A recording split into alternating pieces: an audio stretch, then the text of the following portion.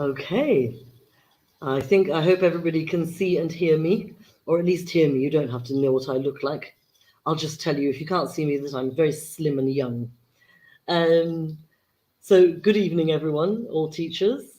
Um, my name is Laura, and I suspect that some of you will know me already, and if you do, lovely to see you. Hope you're very well, and even if I don't know you, I hope you're very, very well.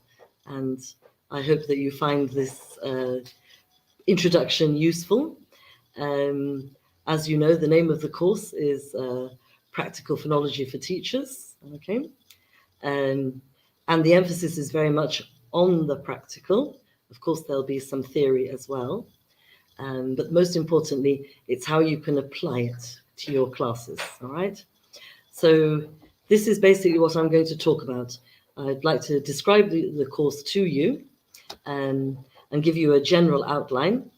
Um, and I'd like you to also feel free to ask questions, because, you know, these are things you need to know. I mean, I don't want you sort of sitting there thinking, oh, I'd like to ask, but I'd feel stupid. Please don't. There's no such thing as a silly question. And most of the time, the chances are the question that you have might be in other people's minds too, but they were too shy to ask. But please ask. There's a comment section, so feel free. So this is an IH course, International House in Cairo. As you know, we are based in Al Doi, and some of our courses are online and some of our courses are face-to-face. This course will be most likely online, and it's a 24-hour course, all right? And I'll just give you a breakdown of the sessions. So our starting date is the 4th of January, and we're aiming to do this course on Tuesday and Thursday evenings. So after work, you come home exhausted, and then you join me for a course, right? And then you pretend to look lively, okay? And we're good at this. We're teachers. We're good at looking energetic even when we're tired. So I'll believe you. All right. So let me tell you about the first session, okay? And I have to keep my notes here because I forget things, but I do know what's in it, I promise you. I'm not making it up. So basically, the first session focuses on sounds, i.e. the IPA, all right? The sounds of English. We're not going to do the whole IPA chart because it's much too big, but we're looking at the sounds connected to English. So basically, we revisit it. I know some of you studied it at university, so for some of you it'll be a refresher and a reminder about the various sounds, the consonant sounds, the vowel sounds, diphthongs, monophthongs, etc. And the whole purpose of this course throughout each and every session is for you as an English teacher to improve your own pronunciation. Okay? I know some teachers are worried about their own pronunciation, especially when you're teaching unobserved and maybe there are things that you're still not sure about, and you find it a bit intimidating. So we're going to help you with that to improve your own pronunciation, and then we're going to show you activities that you can use in the class with your own students. So the first session is no different from the others. Okay, so sorry, I keep taking my glasses off because sometimes they irritate me. So in the first session, we look at the sounds, and then we look at activities on how to practice sounds, which you will do as teachers. But so you'll be behaving as students, but as well as that, you'll be able to use those activities in class. And that's why we want you to do the activities as students, so that you can see how they work, okay? And if you need to adapt them to your own classes, all right? Because every activity that you see on a course will not necessarily be immediately useful. You might have to make some changes because every class is different. So depending on the age and linguistic level of the students, all right? So the next session focuses on stress, okay? Word and sentence stress. And again, the same format. We look at the ways, we help you use the stress more effectively. When you're pronouncing phrases, sentences, or when you're teaching vocabulary, All right. Then we look at activities to practice those. We use practical classroom activities. So again, you wear your student's hat, you participate in the activities, and then you evaluate them and think, okay, how can I use this with my students? All right. The third session, we focus on intonation, i.e. the music of language, which is very, very important, because obviously the way we say things is very important. That also applies to stress. Okay, there are grammatical rules for stress, but there is also attitude, isn't there? So if you say a word in a certain way, it might seem aggressive or impolite. So that's the same with intonation. How we use our intonation is important. Okay, again, there are grammatical rules for certain types of intonation, but there's other intonation, of course, that expresses how you feel. So we're going to help you use that more effectively. And again, let's focus on practical activities, classroom activities, and you evaluate them and decide what's useful for your class, which would be more effective, and why. Okay. And session 4 is connected speech. So it's bringing it all together, linking everything. So we're looking at, things that you studied at university, things like liaison, elision, I've just forgotten one, assimilation, and so on. Okay? All the ways of linking language. And as we know, this is something that the students struggle with most. And maybe some of you do as teachers as well. There's no shame in that, because there's the English, the language we learn at school, and then there's the language of real life, isn't there? That we hear in pop songs, that we hear on TV and films and so on. So again, we show you how to use it more effectively for yourself as a teacher. Then we use activities, and then again, you evaluate those activities with your teaching hat on and decide what's suitable for your students. So the idea is, throughout each session, the activities are enjoyable, they're fun, as I say, the fun into phonology. And this continues with our next 4 sessions, where we revisit those sessions again. So we do sounds revisited, all right? So in the next sort of half of the course, we look at phonetics as well as phonology. So phonetics as in the way we use our mouths. So we're getting slightly technical, so a bit more theory, okay? There's always some underlying theory, and then we follow it with the practical, all right? So we'll be focusing more on phonetics in the second half, looking very much at articulation, because this is something that often gets neglected when we're teaching. We often don't spend enough time on showing students very carefully how to use our mouths when we say certain sounds. All right. Diagrams are okay. We see them in pronunciation books, but they're sometimes a bit too diagrammy, too sort of technical looking for students, and they're a bit off-putting. I personally get intimidated by them, and English is my mother tongue. I actually find them quite difficult to understand. I understand sometimes they're quite useful for side position if you're showing where the tongue is and things like that. But the most important thing is for us to understand where we put our tongue, when we're using our teeth, when we're using our lips, and where the air is coming from. All right. Again, we're looking at practical activities, but the difference is on this course, we are going to ask you, after we've tried some activities, to actually do a little brainstorming at the end, like a mini workshop, where you share your favorite pronunciation activities with your colleagues in the group. Okay. And we also want you to use at least one activity a week with your students, if this is possible, if you are teaching on a regular basis, and then come back and tell us. So we're now going to ask you to apply them, because when you do the first part of the course, we won't insist on it, but we'll certainly suggest it. But in the second half, we really want you to go away and try it. Just try one pronunciation activity, come back, tell us, how did it work?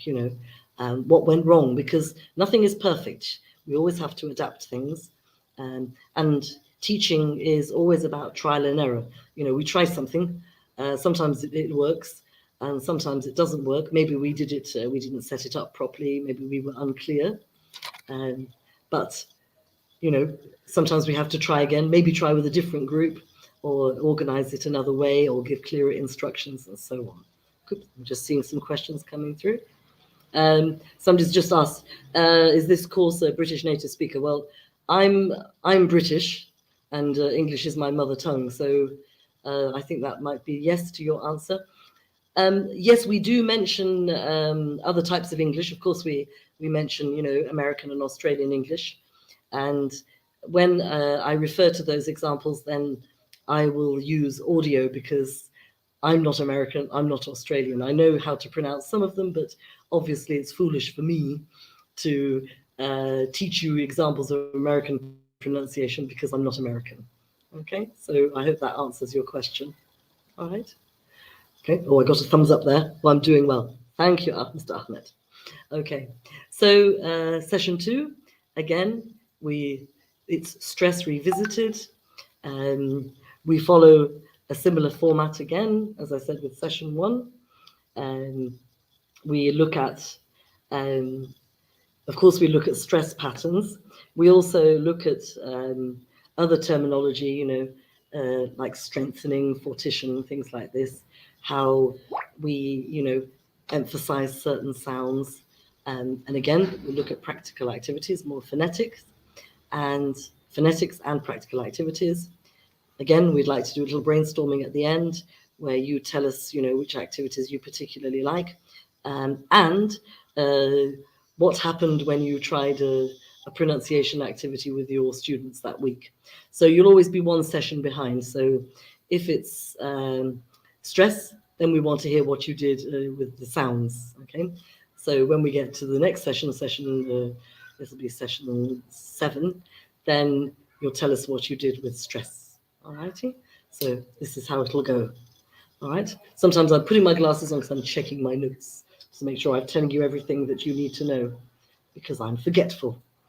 So I always need to check myself. All righty. So 1 moment. So session 3 will be doing intonation and rhythm revisited.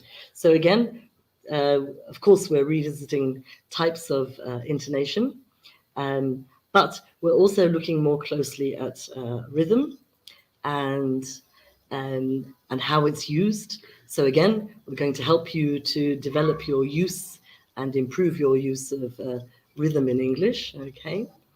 And we're going to look at what we call rapid colloquial speech and careful colloquial speech. Okay, I'm not going to tell you anything more about that because you have to come to the course. Otherwise, I'll give all the secrets away. But you can go and look that up. All right. And then our 8th session. Okay. Again, we're back to connected speech. So these are sessions, connected speech revisited. All right. So again, you all know about things like, assimilation and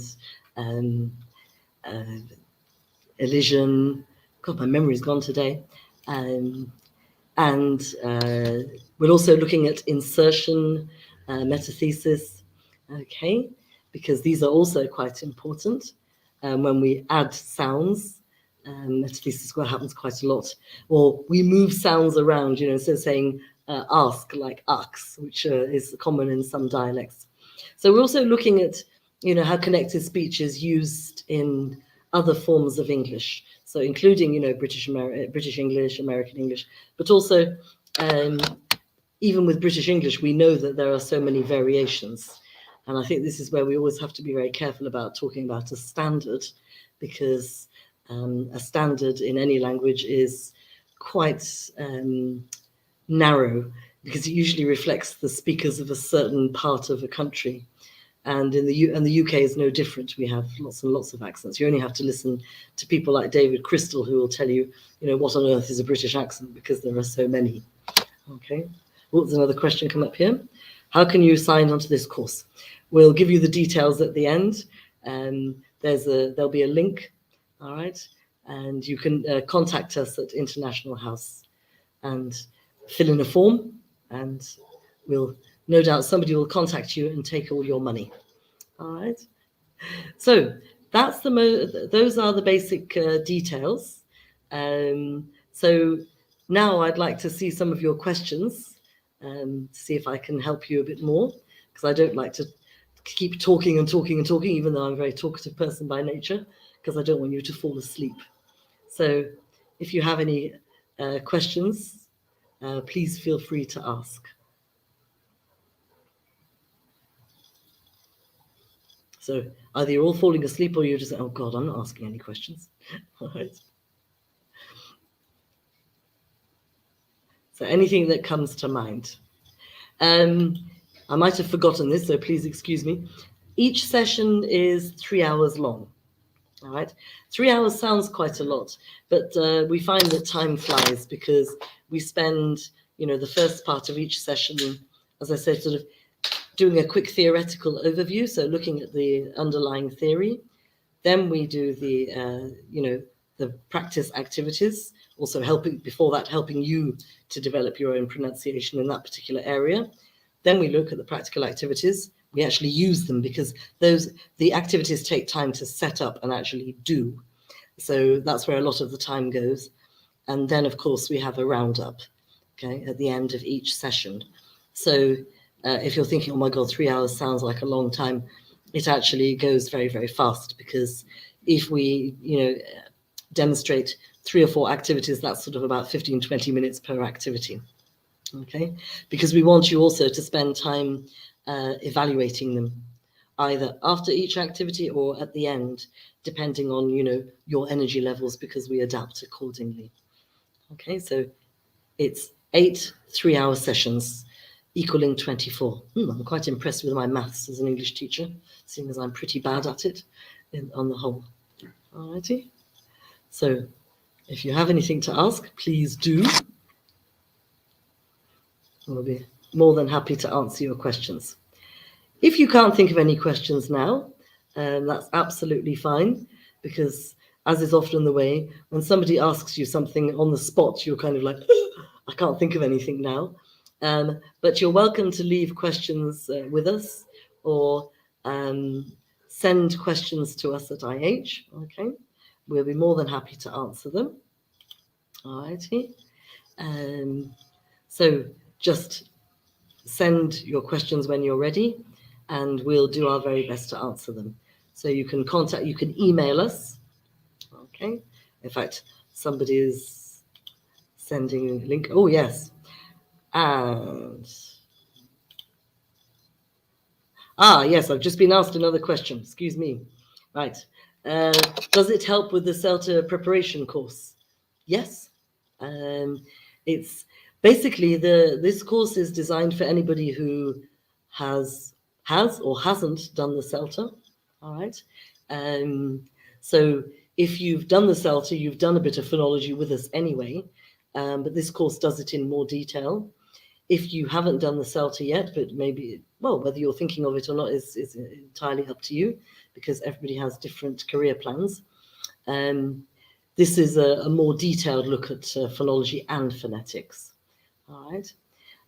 So if you're, you can't do the Celta now because it's you haven't got the time to take on an entire course, but you would like to develop your knowledge and pronunciation and so on.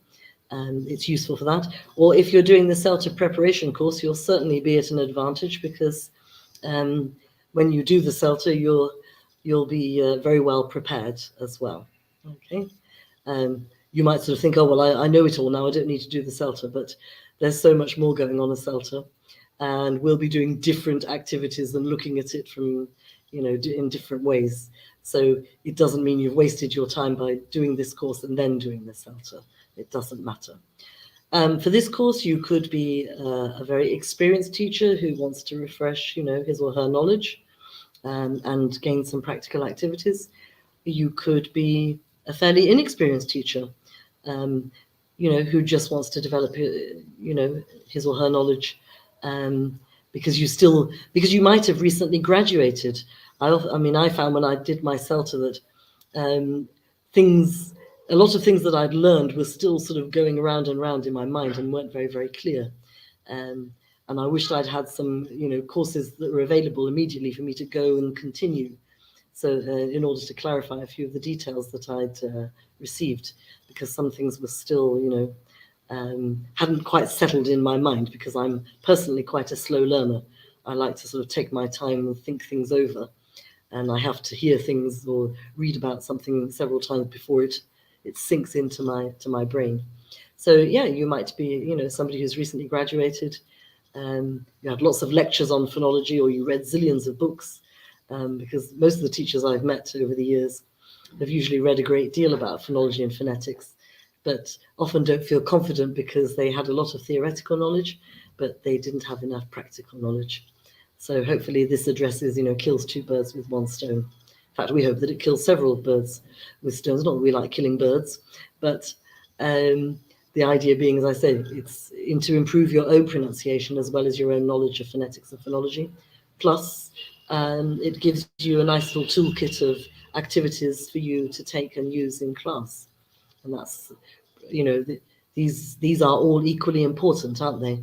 Especially for you as a teacher to, work on your own pronunciation, and to have a range of different types of activities to use in class. Because I think a lot of people are very scared of phonology. They think it's something quite dull, boring, technical, but it isn't. And there's a lot of amazing material around to help you and your students develop pronunciation and to improve pronunciation. And a lot of them are very enjoyable, hence the putting the fun into phonology. It doesn't have to be dreary and boring. Okay. I mean, whenever I teach pronunciation in class, we're usually laughing, and I think that's how it should be. We shouldn't be sort of, just studying all the technical bits. We should be having fun. Okay, so I think that I've covered everything. But if there are any questions, I'm also looking at this side of the screen just in case questions have come through. So just excuse me if you see my head moving across sometimes. Okay.